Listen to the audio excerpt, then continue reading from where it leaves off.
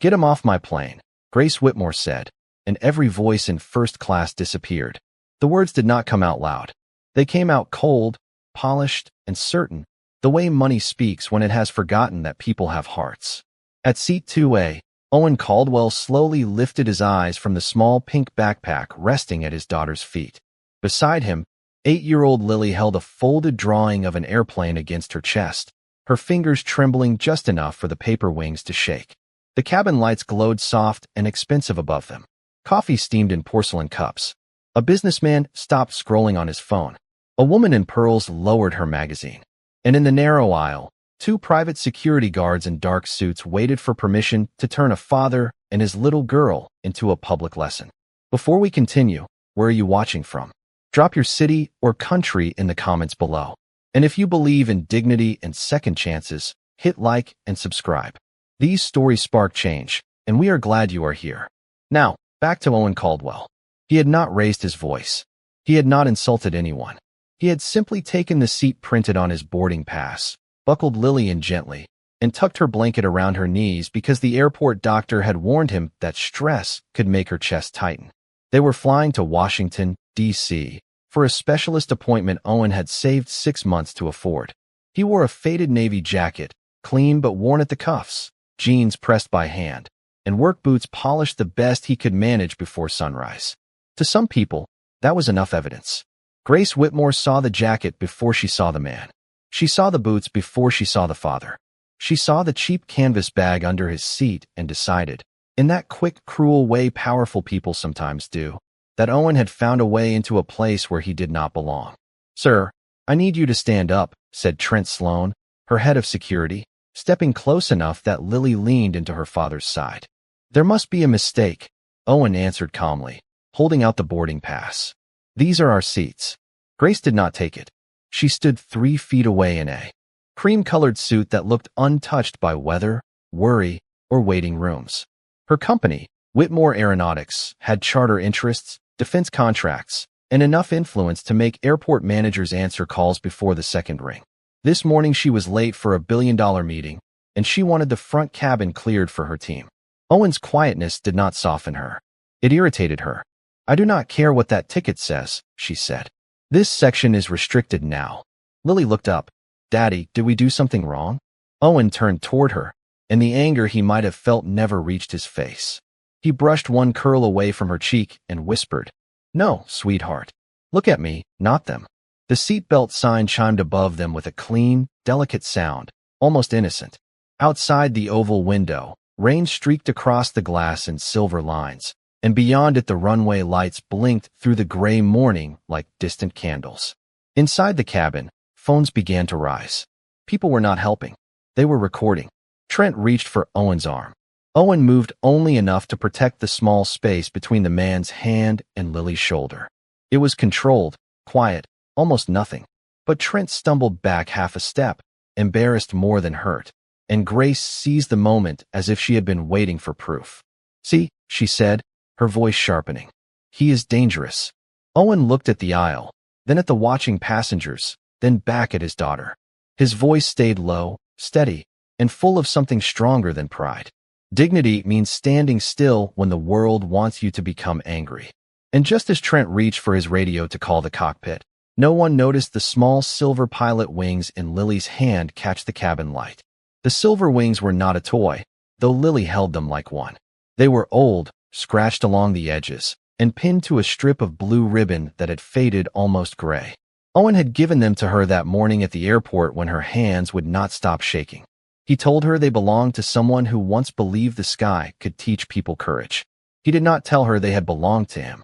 Now, as Trent Sloan lifted the radio toward his mouth, the little wings flashed beneath the cabin light, small and quiet, carrying a history no one in first class had earned the right to hear.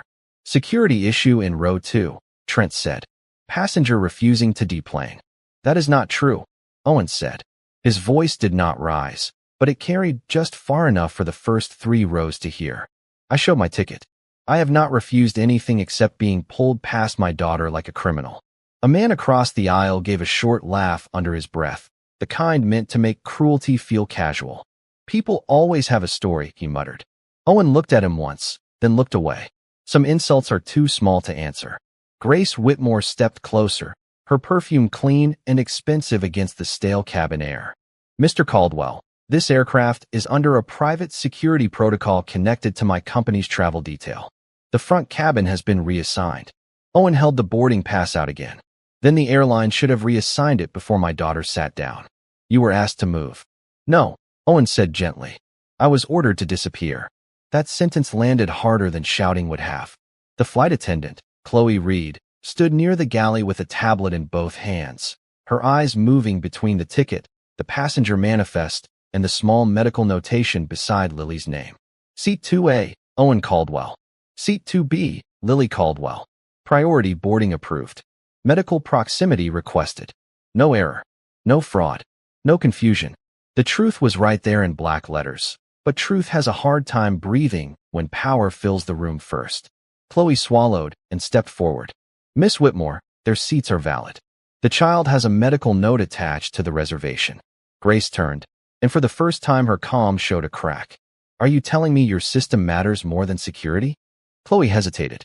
She was young enough to fear important people, but old enough to know when a child was being frightened. I am saying there may have been a misunderstanding. Trent scoffed. The misunderstanding is that he thinks a paper ticket outranks an executive clearance.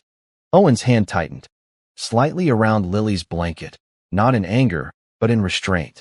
Lily leaned closer to him and whispered, Daddy, my chest feels funny.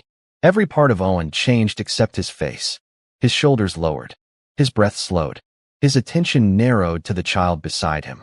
In through your nose, he whispered. Out like you are cooling soup. Good girl. Again. Grace watched, but she did not understand. In her world, calm was a strategy. She did not recognize it as love. Rain tapped the window harder now, the runway blurring beyond the glass. The engines hummed beneath their feet with a low, patient power. Around them, first class had become a theater, and Owen was the unwilling man at the center of it. 3 phones were recording openly now. A teenager near row 4 whispered, This is going viral. Owen heard it. He still did not look up. He only adjusted Lily's seat belt so it would not press against her chest. Chloe tried again, softer this time. Mr. Caldwell, is your daughter able to move if we find another seat? Owen looked up at her, and there was no accusation in his eyes, only exhaustion. She can move, he said, but she should not have to be scared into doing it. For 1 second, Chloe had no answer. Neither did the cabin. Then Grace folded her arms, mistaking silence for victory. Call the captain, she said. Let him decide whether this man stays on my aircraft. Owen lowered his gaze to Lily and gave her the smallest smile. Pilots decide by facts, he whispered. But when Chloe picked up the interphone, she did not yet know that the man in the cockpit had once learned that lesson from Owen himself. Captain has been notified, Chloe Reed said, and the words seemed to press the whole cabin into a tighter silence. Grace Whitmore nodded once, satisfied, as if the truth had now been promoted to someone important enough to obey. Trent Sloan stayed planted in the aisle with his radio clipped back onto his belt, shoulders wide, chin lifted, performing authority for everyone watching. Owen Caldwell kept one hand lightly over Lily's, counting her breaths without moving his lips. In for 3, out for 4. Again, the old rhythm had carried him through. Storms over black water, through hospital corridors after midnight, through lonely mornings when a little girl asked why her mother was not coming home. It carried him now. This is ridiculous, Grace said, not quite to Owen, not quite to the room. I have a defense delegation waiting in Washington, and one opportunist with a sob story is delaying an entire aircraft. Lily's eyes flicked up at that word. Opportunist. She did not know exactly what it meant, but children understand tone before vocabulary. Owen felt her hand stiffen under his. Miss Whitmore, Chloe said carefully, he has not asked for anything. Grace turned. He asked to stay where he clearly creates a disruption. Owen looked at her then, not sharply, not proudly, just fully. My daughter is not a disruption. For the first time, the woman in pearls across the aisle lowered her gaze. A businessman in row 3 stopped recording for half a second, ashamed and curious in the same breath. But Trent leaned down, close enough that his voice did not need to travel far. Listen, airport nobody, he said, smooth and quiet. Make this easy. Pick up your bag. Take the kid. and walk off before you make it worse." Owen's jaw shifted once. That was all. Not anger. Not fear. A door closing somewhere inside him. "You are speaking to her father," he said. "Use better words." Trent smiled like he had won something. Or what? The engines gave a low, rising hum under the floor, and rain ticked against the oval windows like nervous fingers. Chloe stood frozen by the galley phone. Passengers watched with the helpless appetite of people who love justice only after someone else risks requesting it. Owen did not answer Trent's question. He turned to Lily instead. "Sweetheart, what do we do when people are unkind?" Lily swallowed, her voice small. "We do not become like them." "That is right." He tucked the blanket more gently around her knees. "We remember who we are." A man in a navy suit behind Grace gave a dry little chuckle. He had been silent until now, but cruelty often waits until it feels protected. "People like him always find a way into places they do not belong," he said. "Airports, lounges, front cabins. Same story every time." This time, Owen slowly turned his head. The man held his gaze for less than 2 seconds before looking down at his tablet. There was no threat in Owen's eyes, and somehow that made it worse. It was the stillness of a man who had survived rooms far heavier than this one. Grace noticed it too, though she named it arrogance because humility had become unfamiliar to her. "Mr. Caldwell," she said, tightening each syllable, "you are making everyone uncomfortable." Owen looked around the cabin, at the raised phones, the expensive watches, the polished shoes tucked beneath leather seats, and then at Lily's trembling fingers wrapped around the faded silver wings. "No," he said softly. "The truth is making everyone uncomfortable. I am just sitting here with my child." The sentence moved through the cabin like a slow bell. No one laughed. No one whispered. Even Trent's smile thinned at the edges. Then a speaker above the galley clicked, and Chloe lifted the interphone. Her face changed as she listened. The captain was coming back personally. Not a gate agent. Not another guard. The captain. Grace straightened her jacket, preparing to be vindicated. Trent adjusted his cuffs. Lily held the silver wings tighter. And Owen, hearing the approaching footsteps beyond the cockpit door, closed his eyes for one quiet second, as if recognizing the shape of a storm before anyone else could see the clouds. The footsteps stopped behind the cockpit door, but before it opened, Lily made a sound so small that only Owen heard it. It was not a cry. It was the thin, broken inhale of a child trying very hard to be brave and failing quietly. Owen turned at once, the entire cabin disappearing from his mind, as if someone had pulled a curtain between him and the world. Her cheeks had gone pale beneath the soft freckles across her nose. Her fingers pressed against the center of her sweater, right over the place where fear always found her first. "Daddy," she whispered, "it is doing the flutter thing again." Owen unbuckled only his own belt, slowly, carefully, making sure no one could mistake urgency for aggression. "Eyes on me, Lily Bug," he said. "We have done this before." Grace frowned, impatient, but Chloe Reed moved closer with sudden concern. "Is she having a medical episode?" Owen nodded once, keeping his voice steady because panic borrows volume from the people around it. "Anxiety triggered arrhythmia. Mild, if we keep her calm. That is why her doctor requested forward seating. Less walking. Less crowd pressure. Easier access if something changes." Chloe looked down at her tablet again, and this time she saw what the system had tried to say from the beginning. Medical proximity approved. Pediatric cardiology follow-up. Avoid unnecessary stress. She swallowed hard. It is one thing to read a note. It is another to see the note breathing beside you with tears in its eyes. "Miss Whitmore," Chloe said, firmer now. "The child should not be moved unless absolutely necessary." Grace's expression tightened, not because she felt nothing, but because feeling something would require admitting she had been wrong. "Children get nervous on planes," she said. "That does not make this man exempt from security." Owen did not look at her. He had learned long ago that some people use arguments because apologies cost too much. He opened Lily's small backpack and took out a plastic pill case, a folded medical letter, and a worn photograph tucked behind it.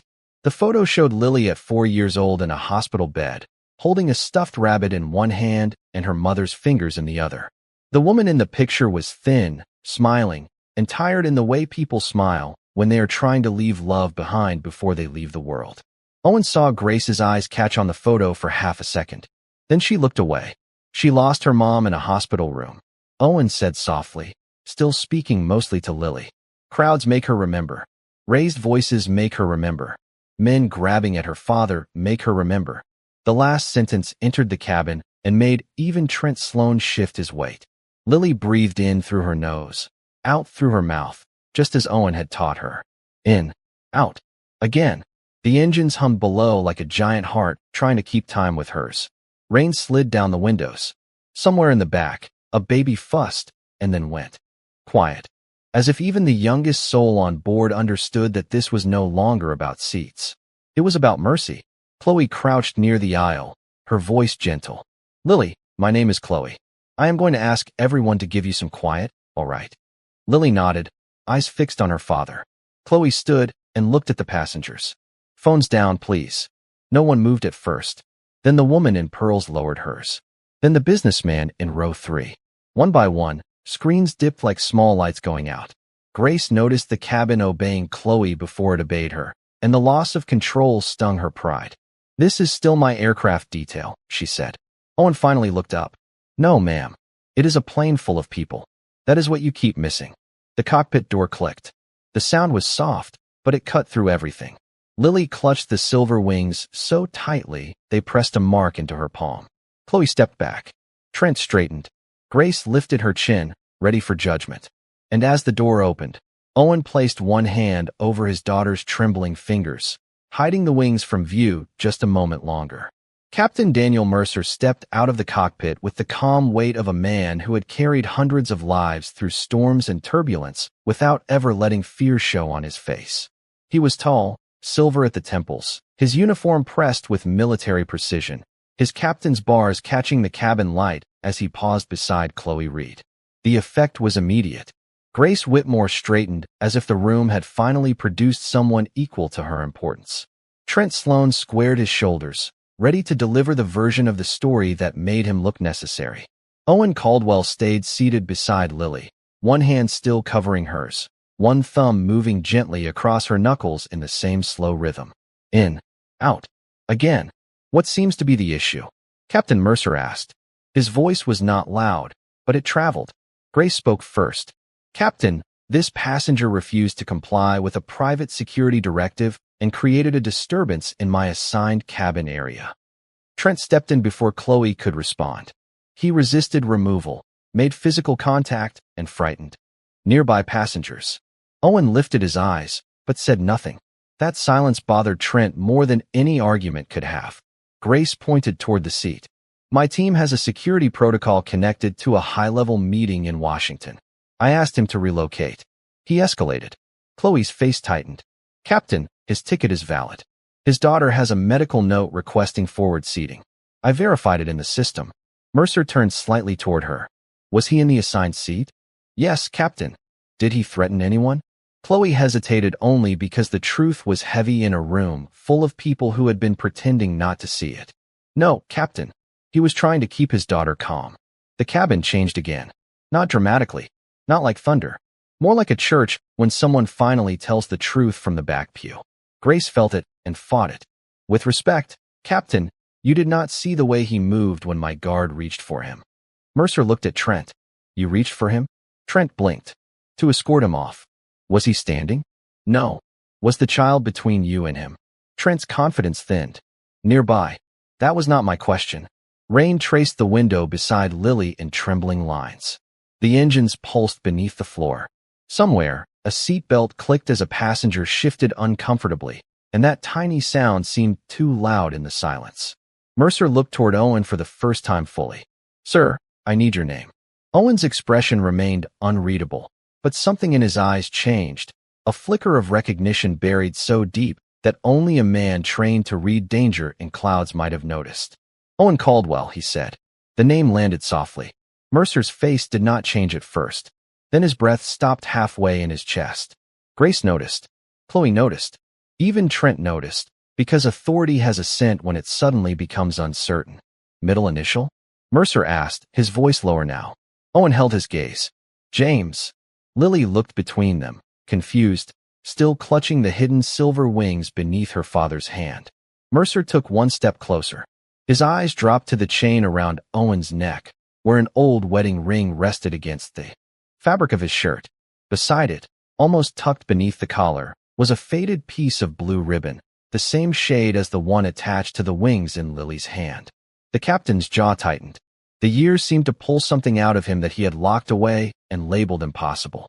Grace opened her mouth to speak, but Mercer raised one hand, not to silence her harshly, only to stop the noise before it ruined the moment. "Mr. Caldwell," he said slowly, though his voice no longer sounded like he was speaking to a passenger. "Were you ever stationed at Elmendorf?" Owen's thumb stopped moving across Lily's knuckles. For the first time all morning, the quiet man in seat 2A looked tired in a way no insult could explain. Lily whispered, "Daddy." Owen gently uncovered her hand. The silver wings flashed in the cabin light. Captain Daniel Mercer stared at them, and all the color left his face. For several seconds, Captain Daniel Mercer did not speak. He only stared at the silver wings in Lily Caldwell's hand, as if the small, faded metal had pulled an entire lifetime out of the dark. The cabin waited. Grace Whitmore waited.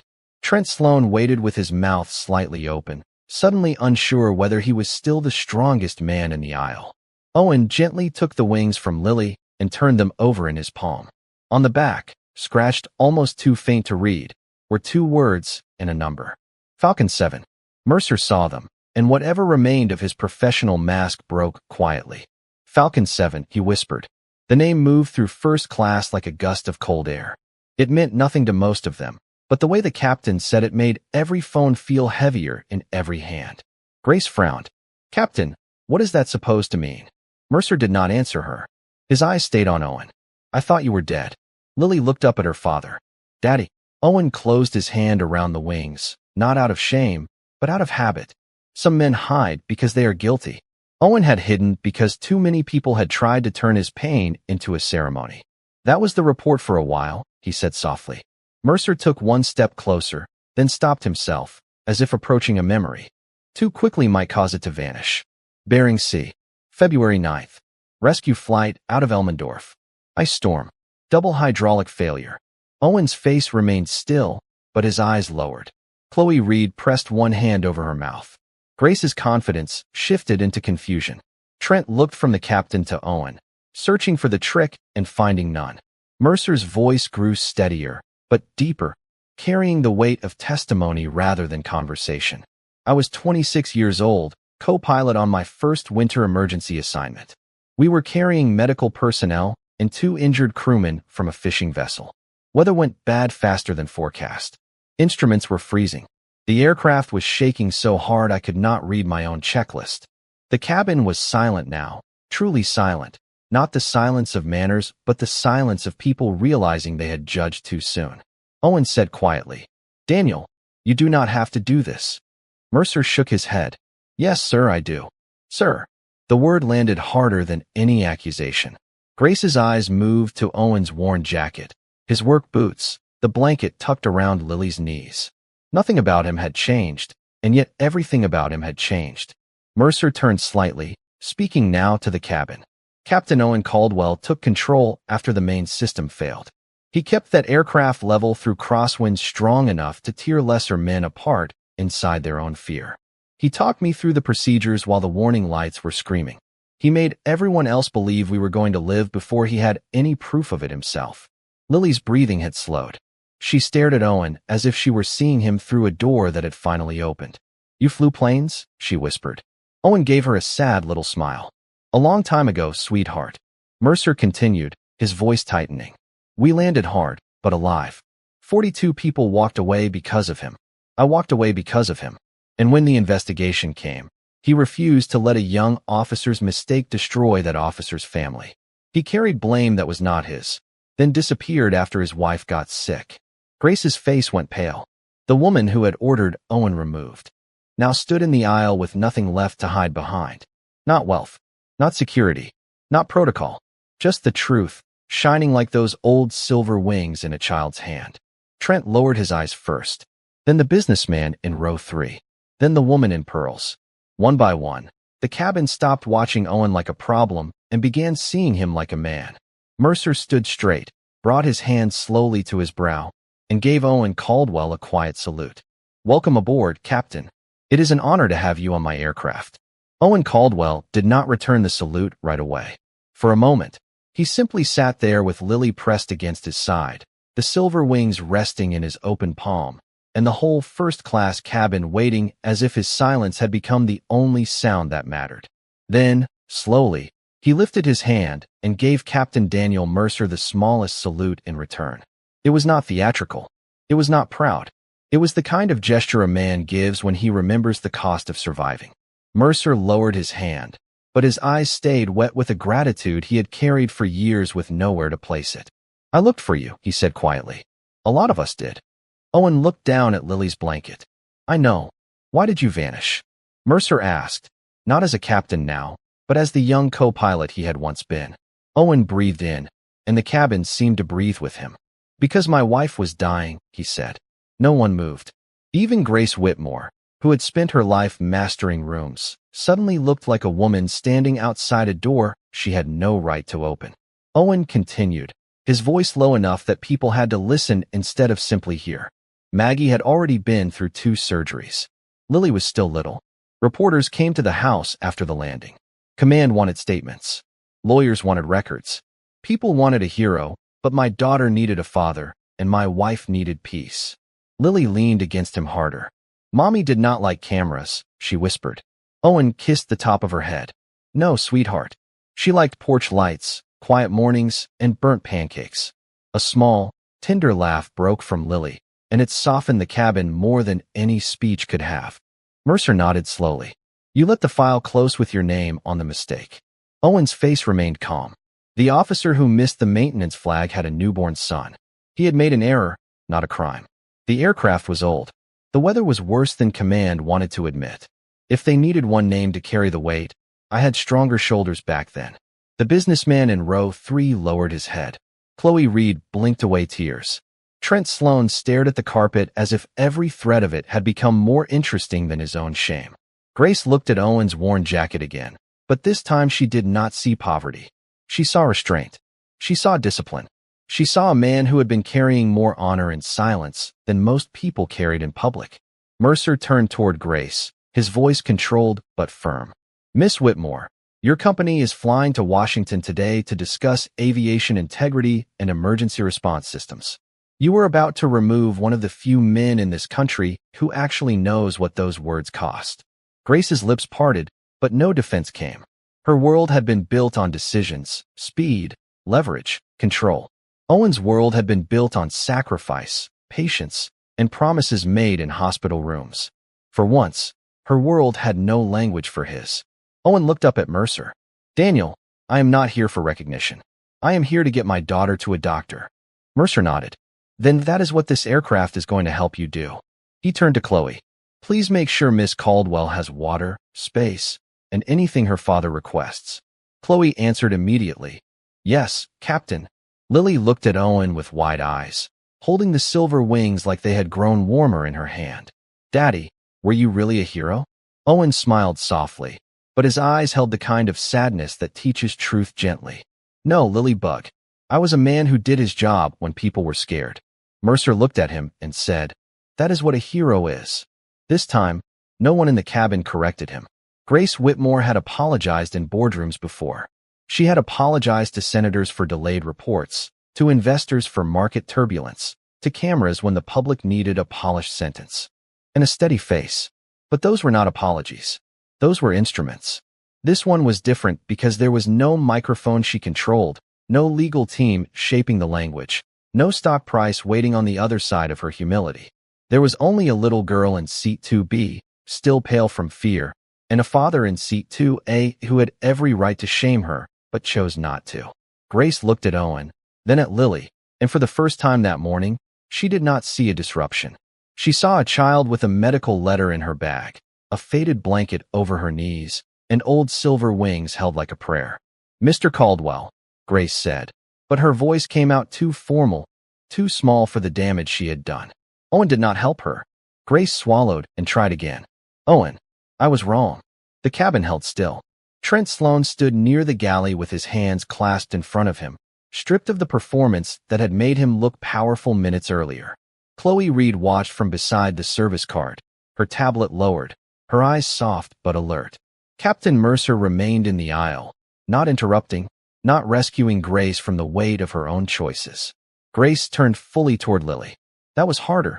It is easier to apologize to adults because adults know how to hide the wound.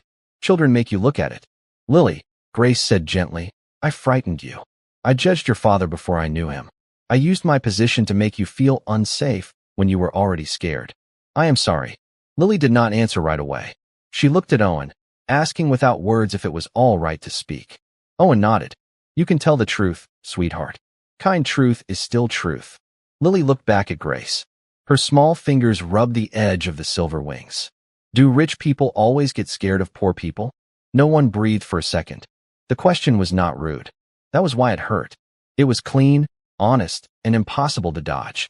Grace's eyes filled before she could stop them.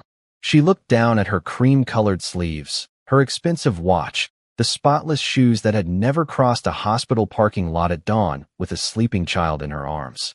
No, she said, then corrected herself. Because the girl deserved more than comfort. But sometimes people with power become afraid of anyone they cannot control. And when that happens, they can become cruel and call it security. Owen watched her quietly. There was no victory on his face. Only the grave mercy of a man who knew that shame can either crush a person or open a door. Grace took one small step closer, then stopped, keeping respectful distance this time. I cannot undo what I did, she said. But I can make it right in every way you allow. Owen looked at Lily first, because fatherhood had reordered every authority in his life. Lily leaned against him, breathing easier now. He turned back to Grace. Start with your guard. Grace did not hesitate. She faced Trent. Mr. Sloane, you will deplane before departure. Your conduct today does not represent safety, and it does not represent me. Trent's face flushed, but he gave a stiff nod. No argument came. He had spent the morning using force as language. Now silence was the only language left to him. As he stepped back toward the front exit with Chloe guiding the process, the businessman in row 3 whispered, Good. It was barely audible, but everyone heard it. Grace looked ashamed by the approval, as if she knew justice should not have taken this long.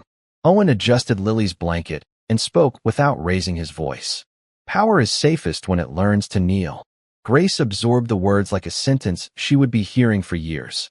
Then she lowered herself slightly, not dramatically, not for attention, but until her eyes were level with Lily's. May I bring you some water? Lily studied her, then nodded. With ice, please. A soft laugh moved through the cabin, gentle and relieved. Grace smiled through tears. With ice, she said. And in that quiet moment, the woman who had boarded the aircraft as if it belonged to her began to understand that respect begins where arrogance ends. Grace Whitmore returned with a cup of ice water in both hands, not sending Chloe Reed, not asking an assistant, not using the kind of distance that had protected her from ordinary human moments for too many years. She carried it herself down the aisle and stopped, beside Lily Caldwell's seat. With ice, Grace said softly. Lily accepted the cup with both hands, still cautious, but no longer afraid. Thank you. 2 small words. And somehow they gave Grace more grace than she deserved. Captain Daniel Mercer watched from near the cockpit door, then looked toward Owen. Captain Caldwell, once Miss Caldwell is comfortable, I would like to enter your name into the flight log as an honored guest. Owen shook his head gently. Just Owen is fine. Mercer smiled, but his eyes remained serious. Not today. The aircraft door closed a few minutes later. Trent Sloane was gone. The phones were down. The cabin that had once felt like a courtroom now felt like a chapel after confession, quiet, humbled, and careful with its breathing. As the plane pushed back from the gate, Chloe brought Lily an extra pillow and tucked it behind her shoulder. The woman in pearls leaned across the aisle and offered a packet of crackers. The businessman in row 3 cleared his throat, then looked at Owen with visible shame.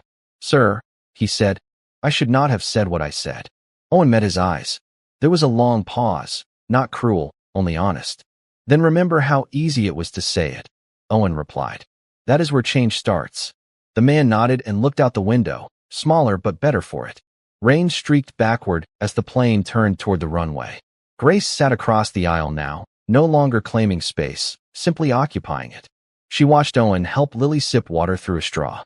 She watched him check her pulse with 2 fingers, not dramatically, not for sympathy, just with the practiced tenderness of a father who had learned to read his child the way pilots read weather. The engines rose. Lily pressed close to Owen's side. "Daddy, are we safe?" Owen smiled and rested his cheek lightly against her hair. "Yes, Lilybug, we are safe." The plane lifted through the gray morning, and for a moment the city below disappeared into cloud. First the runway lights blurred, then the buildings, then the whole hard world fell away beneath a blanket of white. Above it, sunlight waited, gold and patient, as if it had been there all along. Grace looked at the silver wings in Lily's lap and understood something she had never learned in any boardroom. Some people do not announce their worth because they are too busy carrying others through the storm. Some heroes sit quietly. Some fathers fight without raising a hand. And some lessons arrive 30,000 feet above the ground, when arrogance finally loses altitude and dignity rises. When they landed in Washington, Grace did not rush ahead to her delegation. She walked with Owen and Lily through the terminal at their pace. At the curb, she had a car waiting, but this time she asked before offering. Owen accepted only after Lily nodded. Before they parted, Lily handed Grace her airplane drawing. Across the bottom, in careful, uneven letters, she had written, "Respect means seeing people before judging them." Grace framed that drawing and placed it on the wall outside her executive office, where every guard, investor, and director could see it before entering. Owen never asked for attention. He took Lily to her appointment, held her hand through every test, and later returned to his quiet life. But somewhere in the official log of that flight, Captain Daniel Mercer wrote one line that outlived the morning's shame. "Captain Owen James Caldwell aboard, the man who taught us that true command begins with mercy." If this story touched your heart, share in the comments which moment stayed with you most. Lily's question, the captain's salute, or Owen's quiet dignity. And if you believe people should be seen with compassion before they are judged by appearance, leave a few words for every single parent doing their best in silence. Thank you for watching until the end of the video.